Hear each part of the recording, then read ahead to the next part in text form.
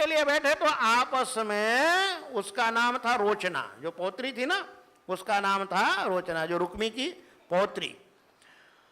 अब इधर हो गया और कलिंग नरेश इत्यादि इकट्ठे हुए। उन्होंने कहा है सुन रुक्मी, बलराम जी को बुला, और बलराम जी को पासा वासा फेंकने आता नहीं है, तो हम लोग जो है ना उनका मजाक उड़ाएंगे और बड़ा मजा आएगा। तो रुक्मी ने बलराम जी को बुलाया और इधर लेकर के चौसर लेकर के दोनों बैठ गए। अब जब काल होता है ना सिर पर, तो आदमी की बुद्धि उल्टी होने लग जाती है। अब उस समय इधर से बलराम जी और उधर से रुक्मी, ये दोनों बैठ करके महाराज चौसर खेलने लगे और दाव लगने लगा। तो पहले 100 रुपये लगा, फिर 1000 रुपये लगा, फिर 10,000 लगा। उस समय सोने की मुहरें चलती थी, आजकल की भाषा में रुपये समझ लो। अब ये जो रुक्मी था ये जीतता गया, और जिस समय 1 लाख बलराम जी ने लगाया तो उस समय बलराम जी जीत गए। लेकिन ये रुक्मी मानने के लिए तैयार न हुआ। बलराम जी ने कहा देखो भाई, नियम के अनुसार, शर्त के अनुसार और खेल के नियम के अनुसार मैं जीता हूं, इसलिए ये मेरा बनता है।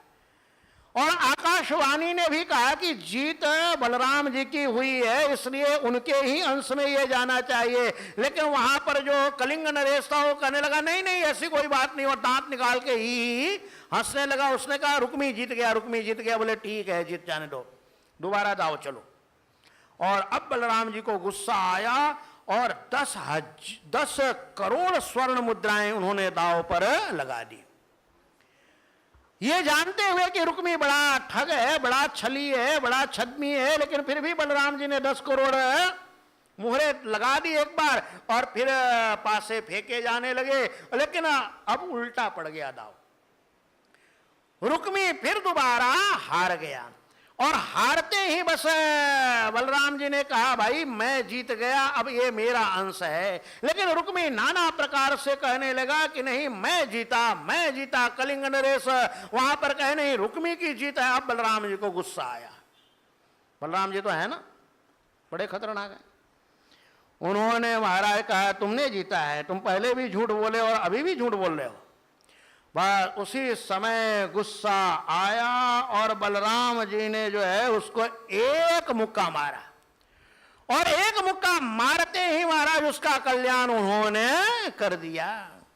रुक्मी का हो गया कल्याण, और जो कलिंग नरेश थे उनको भी उस बलराम जी ने पकड़ करके और उसका भी कल्याण कर दिया। ये यहां तक कथा संपन्न हो जाती है। बोलो वहां के बिहारी लाल की। ये वानासुर बलि का बड़ा लड़का था।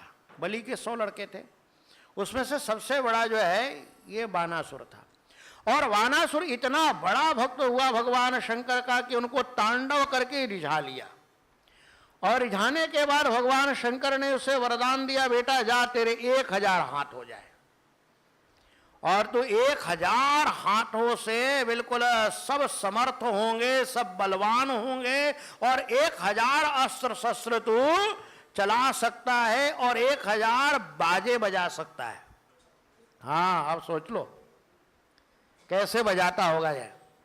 तो अपने 1000 हाथों से नाना प्रकार के वाद्य बजा करके और नृत्य करके भगवान शंकर को प्रसन्न करता था। भगवान शंकर ने उसे खूब वरदान दे रखा था। लेकिन देखो असुर होते तो आखिर असुर ही हैं।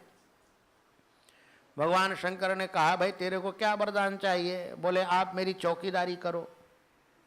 अच्छा हुआ। अरे बोले विष्णु जी से तेरा बाप चौकीदारी करवा रहा है और यहां तू मेरे से चौकीदारी करवाएगा।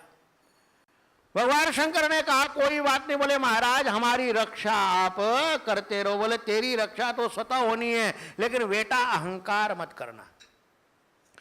अब एक दिन इतना भयंकर बल ये आ गया इसको कि ये दिग्गजों से लड़ने के लिए गया और दिग्गज भाग खड़े हुए।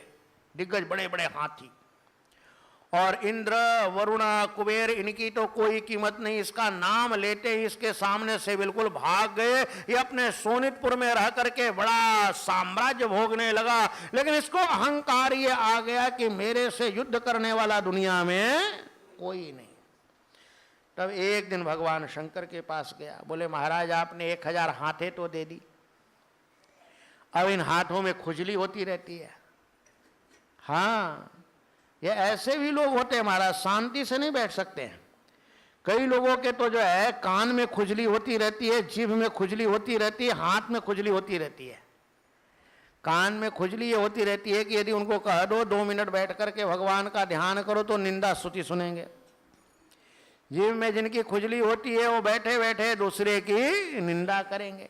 और जिनकी हाथ में खुजली होती है ना, तो मैंने कई लोगों को ऐसा देखा कि चलते चलते रगड़ मारते हैं। हाँ, ऐसा मैंने देखा है, ये बिना देखे मैं नहीं बोल रहा हूँ।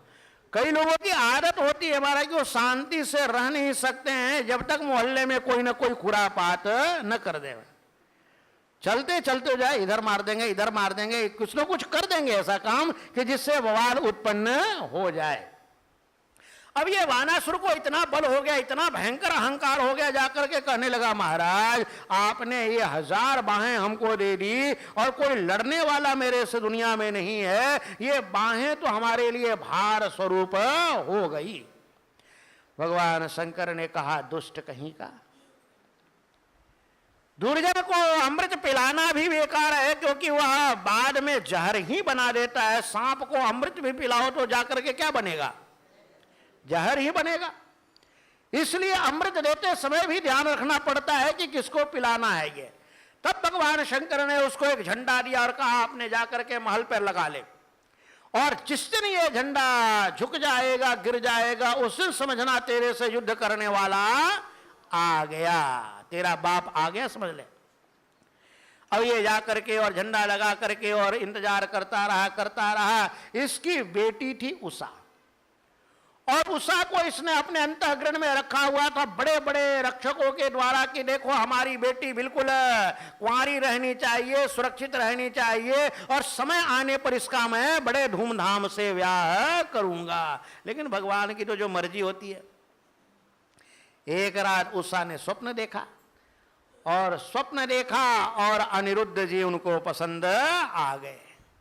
अब जब अनिरुद्ध जी पसंद आ गए तो उनको देख करके और ये बिल्कुल विफल हो गई और रोने लगी प्रातः काल उठ करके, और कहने लगी चित्रलेखा यह आदमी, यह जो लड़का है यह मुझे तो मिलना चाहिए। चित्रलेखा जो बड़ा योगिनी थी, उसने कहा सबके चित्र मैं बनाता हूं, और देवताओं से लेकर के मनुष्यों के चित्र बनाने लगी। और जब बनाते बनाते द्वारका वासियों के चित्र बनाने लगी तो फिर भगवान वसुदेव जी के और फिर उग्रसेन जी के, ये सबके चित्र बनाते बनाते, और जब कृष्ण भगवान के चित्र बनाई तो चित्रलेखा को उषा ने कहा थोड़ा थोड़ा। अब जब प्रद्युम्न जी को चित्र बनाया और प्रद्युम्न जी का जैसे ही चित्र सामने आया तो उषा शर्मा गई, बोले हाँ ये बिल्कुल इसी से मिलते जुलते हैं। चित्रलेखा ने कहा पकड़ में बात आ गई। और जब अनिरुद्ध जी का जैसे ही चित्र बनाया तो उषा विलाप करने लगी, कहने लगी यही है, अरे यही है, यही है, यही मेरा पति है, इसको कहीं से भी चित्रलेखा ला, नहीं तो मैं जिंदी नहीं रहूंगी। चित्रलेखा ने कहा थोड़ी रात तो होने दे। और चित्रलेखा योगिनी थी, भगवान कृष्ण के नगरी में गई और पलंग सहित ही अनिरुद्ध को उठा के ले आई, और रात को ही ला करके पलंग सहित दे दिया, बोले ये तेरा पति और ये तू और रह आराम से ले। अब वहां दोनों आराम से रहने लगे, और कृष्ण भगवान की इतनी लंबी चौड़ी संततियां थी कि कोई गणना तो थी नहीं, हिसाब तो था नहीं। अब नारद जी आए, और नारद जी ने कहा कि महाराज कहीं अपने बच्चों की गणना भी रखते हो कि नहीं, कोई रजिस्टर रखते हो कि नहीं? अरे बच्चे गायब हो जाए तो पता तो होना चाहिए ना कि कौन सा नंबर वाला गायब हुआ है। अब नारद जी ने जब भगवान कृष्ण को बताया, भगवान कृष्ण ने कहा ऐसा ऐसा है, बोले हाँ महाराज, और वहां पर उसने कैद कर रखा है। और एक दिन वानासुर के सैनिकों ने और रक्षकों ने कहा कि महाराज आपकी कन्या के लक्षण ठीक नहीं दिखाई पड़ रहे हैं। बोले भाई हवा भी मेरी आज्ञा के बिना प्रवेश नहीं कर सकती है, और तुम कह रहे हो कि लक्षण ठीक नहीं दिखाई पड़ रहे हैं। बोले महाराज हम अंदर तो जा नहीं सकते, आपकी आज्ञा नहीं है, लेकिन ये लग रहा है कि किसी न किसी पुरुष के साथ रहती है। अब तो बानासुर को बड़ा गुस्सा आया, धड़धड़ाते हुए गया तो देखा अनिरुद्ध जी और उषा वहां पर खेल रहे थे। उसी समय नागपाश से उसने उनको बांध लिया और बांध करके अपने उसमें डाल दिया। इधर नारद जी को के द्वारा पता चलता है भगवान नारायण को, और वहां बड़ी भारी सेना ला करके और वानासुर के 10,000 हाथों को काटते हैं, भगवान शंकर को भी निद्रित करते हैं। बड़ा भारी युद्ध होता है और उस युद्ध के अंदर क्योंकि भगवान शंकर ने मना किया, देखो ये मेरा भक्त है इसलिए इसे जान से मारना मत। बोले नहीं, ऐसे तो हमारे भी ये कुछ न कुछ लगते ही हैं।